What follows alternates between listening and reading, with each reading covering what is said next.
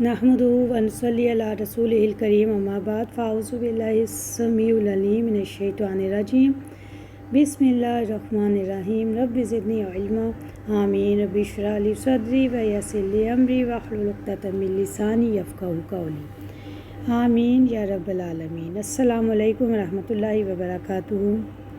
जैसा कि कल हमने आयत नंबर 25 का लफ्ज़ी तर्जुमा देख लिया था, तो मैंने आपसे इसकी डिटेल, पूरी आयत की डिटेल बयान नहीं की थी। तो आज इंशाअल्लाह ताला इसी आयत को हम डिटेल से देखेंगे। जैसा कि कल की आयत में हमने देखा था कि अल्लाह ताला ने खुशखबरी दी है, जो लोग नेक काम करते हैं उनके लिए जन्नत की खुशखबरी है, जहाँ बागात हैं उसके नीचे नहरें बह रही हैं। उनको जो रिस्क दिया जाएगा, खाने को दिया जाएगा, तो वो कहेंगे कि ये तो वही फल है जो इससे पहले भी हमें दिए गए थे। इसका मतलब ये है कि अहले जन्नत को जब भी फल खिलाए जाएंगे तो वो दुनिया के फलों से मिलते जुलते ही होंगे, और उनको याद आ जाएगा कि ऐसे फल तो हम दुनिया में भी खाते थे, लेकिन उनके फलों, जन्नत के फलों की मुशाबियत या नाम तो वही होंगे, लेकिन जायके में बहुत ज़्यादा मुख्तलिफ होंगे। फरिश्ते के अर्ज़ कहेंगे कि आप खा कर तो देखें, रंग तो एक जैसे है मगर जायका मुख्तलिफ है। इसी तरह छोटे छोटे बच्चे जन्नतियों के पास मेवे लाएंगे, वो इन्हें खाएंगे, फिर पहले जैसे मेवे भी लाए जाएंगे। मेवा कहते हैं फल को, ठीक है।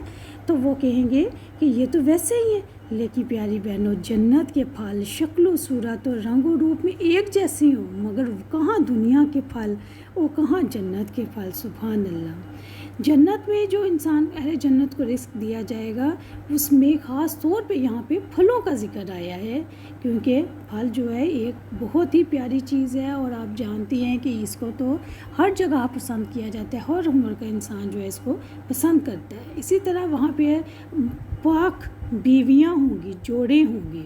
अब यहाँ पे आप ये देखें कि पाकीज़ा बीवियाँ होंगी। यहाँ पे अल्लाह ताला ने ये नहीं फरमाया कि वो उनके अंदर ये ऐब नहीं होगा, ये फ़लाँ ऐब से पाक होंगी, ऐसा हरगिज़ नहीं है, बल्कि उन्होंने तहारत का बयान किया कि पाकीज़ा बीवियाँ होंगी तहारत के लिहाज से, और इनके इखलाक जो होंगे ना वो पाक होंगे। इनकी तख्लीक पाकीज़गी की बुनियाद पर हुई होगी, इनकी ज़ुबान पाक होगी, इनकी नज़र पाक होगी। सुभान अल्लाह। ये क्वालिटीज़ हमें दुनिया में भी अपने अंदर पैदा करनी चाहिए। इनके इखलाक की पाकीज़गी ये होगी कि वो इंतहाई दिलकश होंगी, और अपने इखलाकी हसना से, अच्छे हुस्ने अतात से, अपने कौल से, फ़ेली आदाब के साथ अपने शोरों से मोहब्बत करने वाली होंगी। वो हैज़ और नफास, बोलो बराज यानी ज़बान, थूक वगैरह, बलगम, गाली गलोच, बदबू वगैरह से पाक होंगी। अल्लाह अकबर। वो अपनी जिस्मानी तख्लीक में भी पाक होंगी। वो कामिल मुकम्मल हुस्न जमाल का एक मुजस्मा होंगी, सबूत होंगी। इनके अंदर किसी भी किस्म का ऐब और किसी किस्म की जिस्मानी बदसूरती ना होगी। वो नेक सीरत और खूबसूरत होंगी। वो नीची निगाह वाली होंगी, और इनकी निगाहें अपने शोरों से आगे ही ना बढ़ेंगी। इनकी ज़ुबानें हर गंदी बात से महफूज और पाक होंगी। अल्लाह अकबर। सुभान अल्लाह।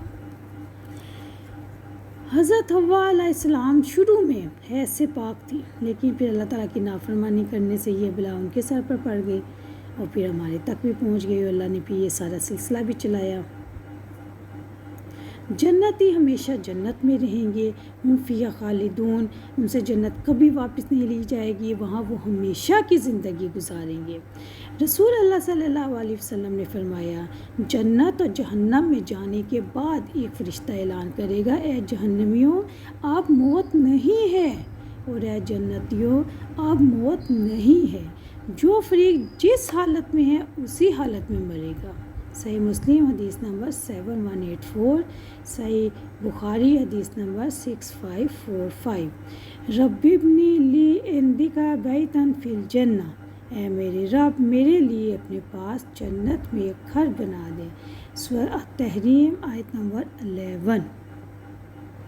ये दुआ बहुत ही प्यारी दुआ है, इसको प्यारी बहनों आप लोग ज़रूर याद करें। जिस वक्त फ़िरौन की बीवी हज़रत आसिया के ऊपर फ़िरौन के मुज़ाने बहुत ज़्यादा हो जाते थे, उसको तपती धूप में लटाया जाता था, और उसके हाथ पाँव में मीखे ठोंस दी जाती थी, तो उस वक्त بھی وہ ایمان سے انکار کرنے کی بجائے، دنیا کی مشکلات سے گھبرانے کی بجائے ان کے زبان مبارک پر ایک ہی لفظ ہوتا تھا، آحد، اور وہ اللہ ہی کا نام لیتی تھی، اللہ کے آگے ہی وہ اپنا سر جھکاتی تھی اور اللہ ہی سے مدد مانگتی تھی۔ اور اللہ تعالیٰ سے کہتی تھی کہ اللہ تعالیٰ جس طریقے سے یہ دنیا میں آزمائشیں ہیں، مجھے یہ نہیں کہا کہ مجھے جنت میں کر دیں، مجھے اپنے پاس والا گھر، اپنے عرش کے پاس والا گھر نصیب کرنا انتہائی پیاری دعا ہے، اس کو ضرور یاد کریں۔ اور اللہ تعالیٰ پھر فرشتے ان کو جنت میں ان کا گھر دکھایا کرتے تھے، اس کی وجہ سے اتنی تکلیف کے باوجود وہ سکون میں آ جاتی تھی۔